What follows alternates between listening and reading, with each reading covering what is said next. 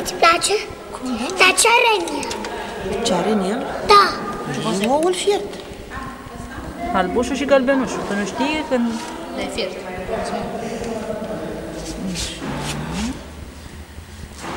Cam un poc.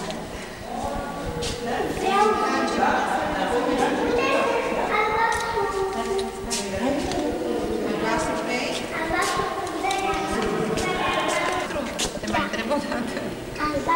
Să-i spart. Să-i spart. Da, știm. Da, nimic altfel. Nu vrei să-l mai livrezi puțin? Spart. Da, și asta ia să și dai voi. Ce frumos. Da, și eu nu Tabeu?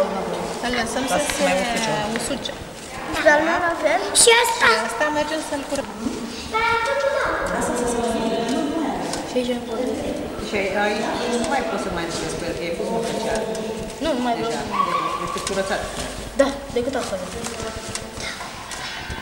Asta se urcă foarte repede. Ce de ce aici?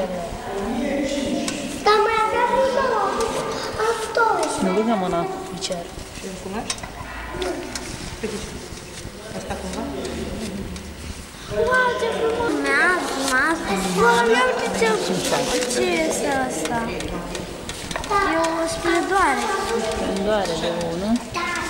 Nu știu despre celălalt. Care se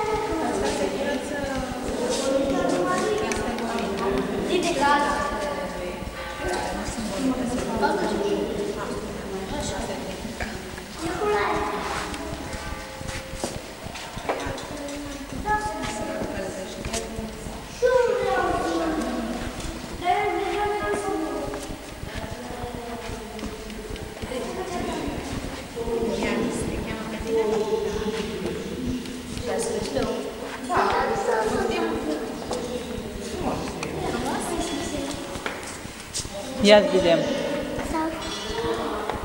Ia, Iani. Ia. Țin șat. L-ai umplut? Bravo.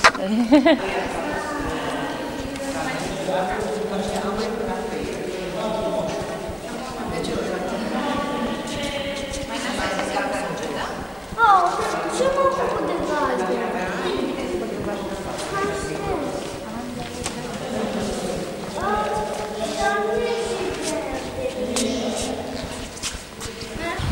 Ia să vedem. Da, lasă-l acolo. Să-ți le acolo. Păi ce facem noi? Ianula, ia lăsați-le să le facă poze. Hai, ia. Ia să vedem. Ia uitați-vă. Păi cum să stau? Ia, țin șat. Hai că acum facem și poza.